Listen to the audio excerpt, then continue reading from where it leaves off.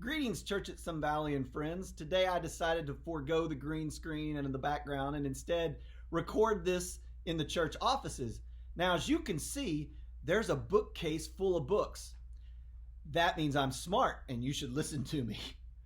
Really, probably only if those books are good books and I've actually read them, which I'm not sure I've read them all. So maybe you should just give me some grace in that.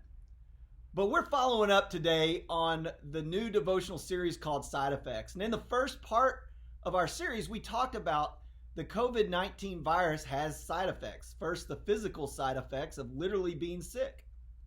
But also, because of some of the restrictions that have been put in place, we have side effects of loneliness, of frustration with not being able to continue our relationships in the same way they've been before with people. And those have created side effects of depression and even to the point of having side effects of, we've heard of suicides, and there's an idea that alcoholism and drug addiction will go way up. But on the other hand, we also talked about that within that, understanding that there are side effects when we spend time with the Lord. When we're in His Word and we're praying and we grow in that relationship, that there are promised side effects. We read in Psalms 1 through 3, that one of those side effects is that we are like a tree and we become more fruitful and we don't wither and we prosper. And so today I want to talk about a specific side effect that we can have when we give ourselves to God and when we spend time with Him. And that is joy. Now, I read this statement from a wise man that said, "For whatever someone invests their life in, from that they expect happiness and joy." Did you hear that? Basically, whatever you invest your time and your energy and your resources in, there's a sense that there will be a return of happiness and joy. Otherwise, we wouldn't do it. Now, think about some of the things we invest our time and energy in. Our hobbies, our activities, maybe sports, maybe watching sports. We expect when we invest our time and energy into those things that we will receive happiness. And if we don't, we won't do them anymore. You know, about a few years ago, I played golf. Well, I guess you might be able to say I played golf. I hit a golf ball with some sticks. And after a while, I found that rather than any joy or happiness, I come home frustrated. And I had a friend ask why I don't play golf anymore. And I told him, look, all I get is frustration. And they said, well, don't you have those one or two shots during a round that excite you and make you think, wow, I could be better at this? And I told him, no, the problem is I never have those shots. Not only did I quit playing golf, I actually gave my golf clubs away. I wanted no investment at all into something that frustrated me. And so when we think about what we spend our time and energy and hobbies and activities, there's an expectation that there will be happiness and joy. In the same way we do it with our jobs or in resource investments like stocks or in other people's companies or in other people that we expect a return from. We invest our time and energy into our job and hoping for productivity and for provision. We invest it into other investments to expect it to go green. And when it does, we find joy. There's a sense of happiness, of accomplishment. Finally, we also invest our lives into relationships. We invest it into some of our most important relationships, our spouse, our children, our parents, our extended family. We invest it into our really good friends. We invest it into our neighbors and our church friends. And within that, there's a sense of when I spend time with them and invest in them, that there will be a return of joy and happiness. We hope that those relationships continue to grow and that we have many experiences that are fun. When I take my girls to go play softball, I find joy in seeing them succeed, and the investment of the time and energy that comes out of my wallet or out of my time is the expectation is I will receive something back from that. And they will receive something back from that, which will bring me joy. But you know what? If any of those become our primary source of joy, we will be rocked. Our sense of joy will be lost many times, and our foundation will crumble. You know, the Bible makes clear that all those things are good in and of themselves as long as our primary investment is in our relationship with God. I mean, He created all those things that we find joy in, our relationships, in work, and in those hobbies and activities.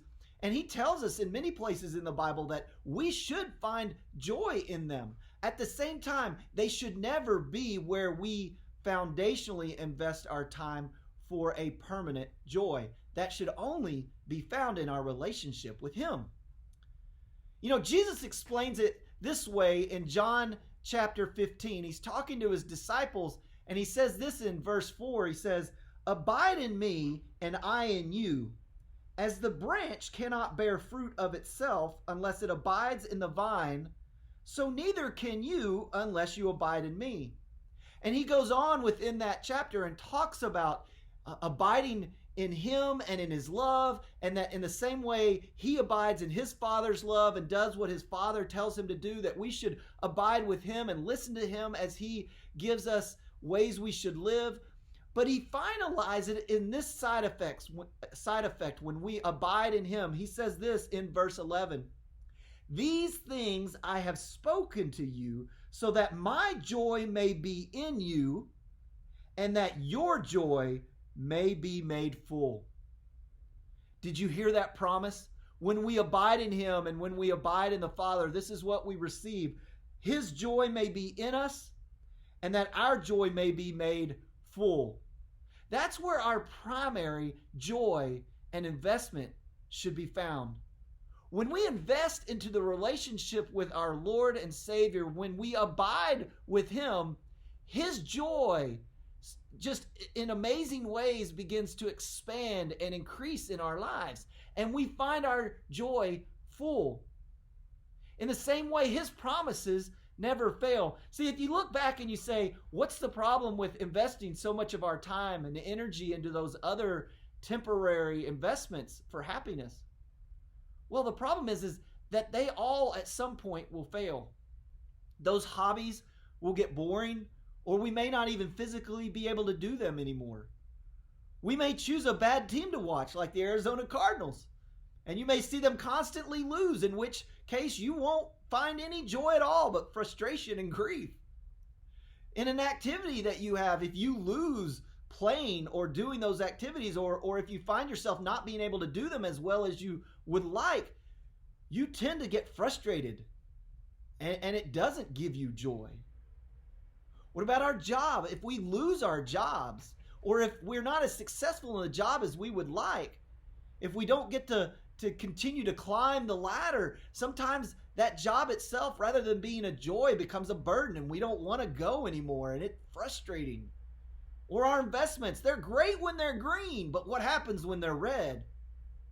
Then the joy turns into loss and sorrow. And in our relationships with people, as many times as we gain joy from those relationships, we can also look to those many times where those relationships turned out to bring about grief. Maybe someone hurt you. Maybe your spouse didn't live up to the promises they made. Maybe your children have given you grief in different ways that have caused you frustration. Even our best friends can sometimes fail in their promises to us. And instead of bringing joy and happiness, it brings grief and sorrow. And because our broken world, we can even lose those relationships on this side of eternity. We can find ourselves where those people have died. And if our joy and our investment of our life is completely within those things, then we will lose our joy and we will find ourselves living in shattered hopes. And that is why God says, look, those things are good in some ways, but make sure your primary foundation, the place you invest your life most in, is in me. And when you do that, your joy will be made full. Now here's the thing is, we know that even when we invest our lives in God, that circumstances don't always go well. that life isn't always perfect. But the difference is God never fails his promises. And God promises that when we invest in him, we will continue in joy, in a promised joy of on this side of eternity, and a look of joy for and hope for the future. In fact, James says, hey, count it all joy, brethren, for those trials, because as you have those difficulties, it draws you closer to God. And in that's where you will find joy. You know, I've thought recently to some of the people in our church family who have lost close loved ones. And specifically, Stuart Riddle has lost his wife, Linda Riddle, and Ed Bowling has lost his wife, Gail. And in talking with them, it's been an encouragement, because although there is clear grief from the loss that they still have those great memories that God has given them of the enjoyment that they had with their wives. But it hasn't rocked their foundation to the point where they cannot still stand, because it's obvious in both men's lives that their primary investment was in the Lord and the relationship with him. And because of that, they can stand on the promise that they will see their spouses again on the other side. And that gives them great joy and happiness, because they know that day is coming. You know, the psalmist writes this.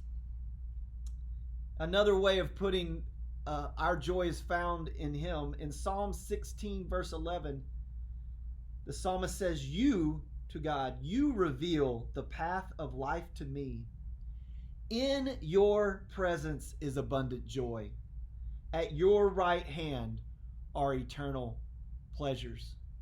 Today, I want to encourage you to continue to invest your life and your energy first in the primary foundational relationship with the Lord our God. And in that, we will have a remaining joy, a joy that never fails us. And then also enjoy those things that you still have around you, this creation that God made, your relationship with your friends and family, your hobbies and activities, your job and your investments. But don't put those first. When you do, instead of joy, you'll find sorrow. And instead of hope and satisfaction, you'll find grief. I love you, family and friends, and I hope this is an encouragement to you today. Be blessed.